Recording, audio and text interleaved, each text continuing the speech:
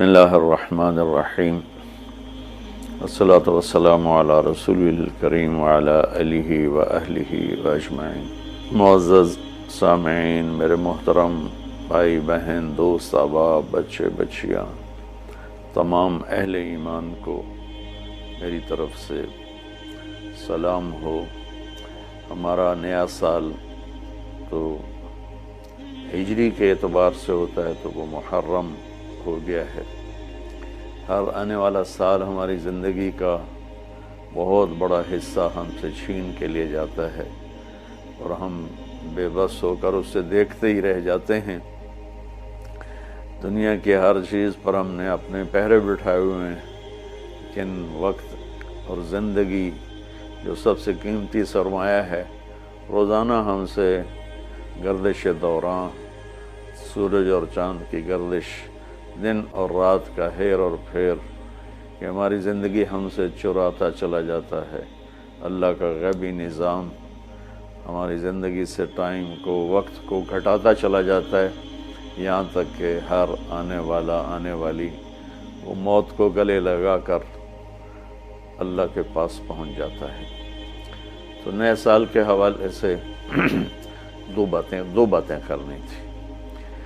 واقعہ کربلا کے حوالے سے تو میرے کلپ کافی چل رہے ہیں۔ ایک حدیث پہلے سناؤں گا، اس کے بعد دو حدیثیں اور بس۔ میرے نبی نے ارشاد فرمایا کہ علموا اولادکم القرآن ومحبتی ومحبت اہل بیتی او کما قال۔ میرے نبی نے فرمایا کہ اپنی اولاد کو تین چیزیں سکھاؤ۔ ایک قرآن سکھاؤ کہ قرآن زندگی گزارنے کا طریقہ بتاتا ہے۔ میڈیکل سائنس ہو یا انجینئرنگ سائنس ہو یا کائنات کا کوئی بھی علم ہو، وہ انسان بننا نہیں سکھاتا۔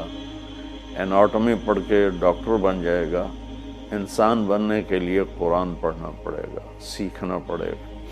تاجر، سیاستدان، زمیندار، بادشاہ، بیگم، ملکہ، رانی، فقیرن فقیر، امیرن امیر، سب اس چیز کے محتاج ہیں کہ زندگی کیسے گزارنی ہے، اچھی زندگی جس پر اللہ بھی راضی ہو اور ہم بھی سکون سے رہیں، وہ قرآن ہے۔ کہ قرآن ان ھذا القرآن یہدی للتی ہی اقوم، یہ دعویٰ صرف قرآن کا ہے۔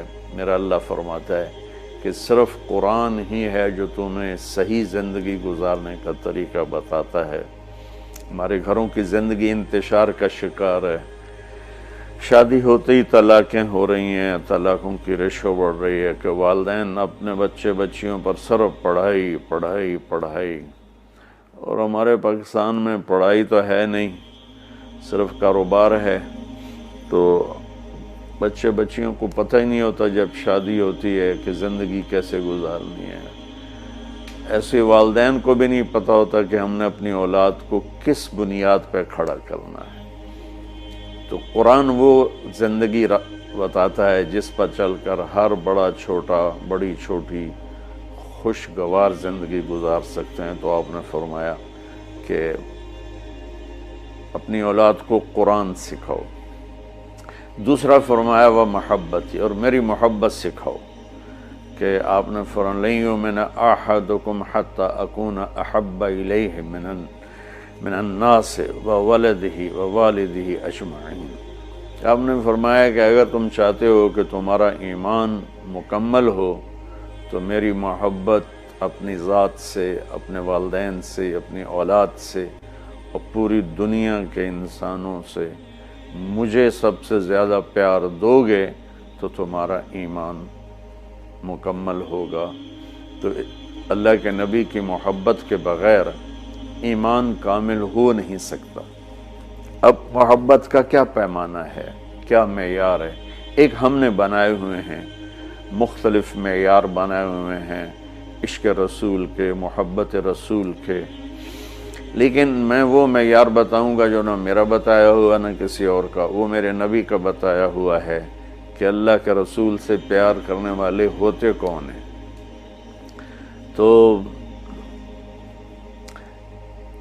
آپ وضو فرما رہے تھے، صحابہ آپ کے وضو کا پانی نیچے سے یوں بک بھر بھر کے کوئی پی رہا ہے، کوئی منہ تے لا رہا ہے، کوئی ہتھاں تے، کوئی سینے تے۔ تو آپ نے پوچھا ما یحملکم علی ھذا، بھئی یہ کیا کر رہے ہو، کیوں کر رہے ہو؟ کہ حبا للہ ولرسولہ۔ تو صحابہ نے عرض کی یا رسول اللہ آپ اور آپ کے رب کی محبت میں کر رہے ہیں۔ سبحان اللہ۔ تو ہم نے فرمایا کہ میں تمہیں بتاتا ہوں کہ مجھ سے محبت کرنے والا اور اللہ سے محبت کرنے والا کون ہے۔ ایڈا سستا سودا نہیں ہے کہ صرف میرے وضو دا پانی تسی پی لو تے تسی میرے عاشق بن جاؤ، کہ وہ میں تمہیں بتاتا ہوں کہ اللہ اس کے رسول سے محبت کا پیمانہ کیا ہے۔ وہ پیمانہ ہے کہ اگر تم اس پر پورے اتر گئے تو دو طرفہ کام ہو جائے گا، تم اللہ رسول سے پیار کرو گے، اللہ رسول تم سے پیار کریں گے۔ تو ہم نے فرمایا فَلْيَصْدُقِ الْحَدِيثَ إِذَا حَدَّثَ، جو مجھ سے اور میرے رب سے پیار کرتا ہے اس کی پہلی نشانی یہ ہے کہ وہ ہمیشہ سچ بولتا ہے، کبھی جھوٹ نہیں بولتا۔ اس پیمانے پہ پاکستان کے 22 کروڑ انسانوں کو تولو تو چند ہزار ہی نکلیں گے، ورنہ میرے ملک پہ جھوٹ کی لعنت چھائی ہوئی ہے۔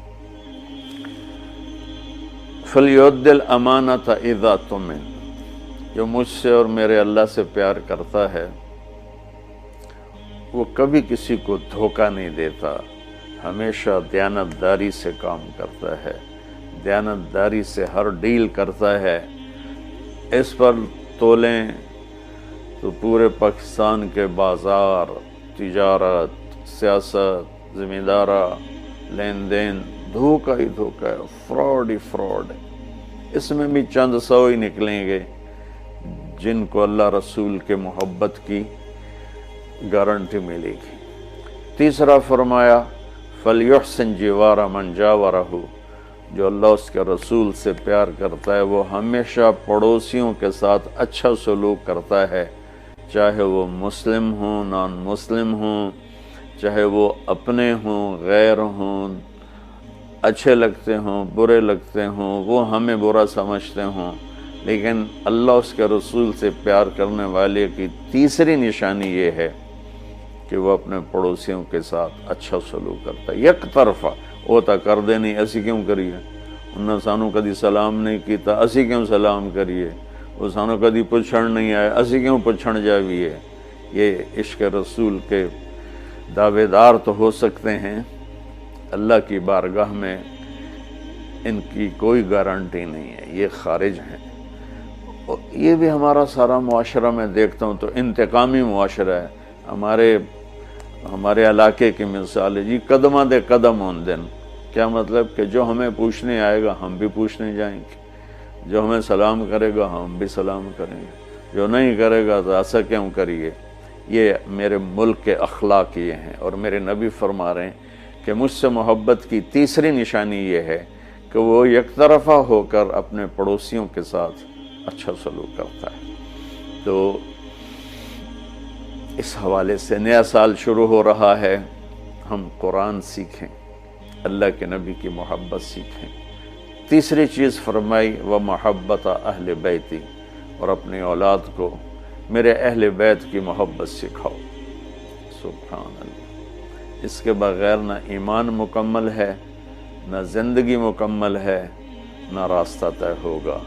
کہ آپ نے فرمایا غدیر خم کے موقع پر جب آپ حج سے واپس تشریف لا رہے تھے کہ میں تم میں دو بڑی بھاری چیزیں چھوڑ کے جا رہا ہوں، اگر ان کو مضبوطی سے پکڑ کے رکھو گے تو کبھی گمراہ نہیں ہوگے اور مجھ سے ملو گے۔ خلاصہ کے طور پر ایک میری کتاب اور ایک میرے اہل بیت۔ تو ہم نے قرآن کے ساتھ بھی ناانصافی کی ہے اور اہل بیت کے ساتھ بھی ناانصافی کی ہے۔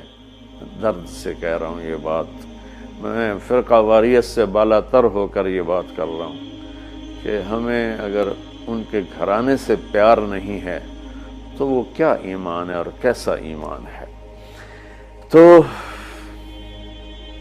اللہ اس کے رسول نے جو محبت کی نشانی بتائی ہے وہ بھی میں نے بتا دی، اور جو اللہ کے نبی فرما رہے ہیں کہ 3 کام اپنی اولاد کو سکھاؤ: قرآن، میری محبت، میرے اہل بیت کی محبت۔ تو آؤ بھائی، ہم اپنے ملک کے لیے بھی ایک اچھے پاکستانی بنیں، سچ بول کے، دیانتداری، محبت، ایثار، وفا، صحیح تولنا، صحیح بولنا، اور ماں باپ کی خدمت، بیوی کے ساتھ اچھا سلوک، اولاد کے ساتھ محبت۔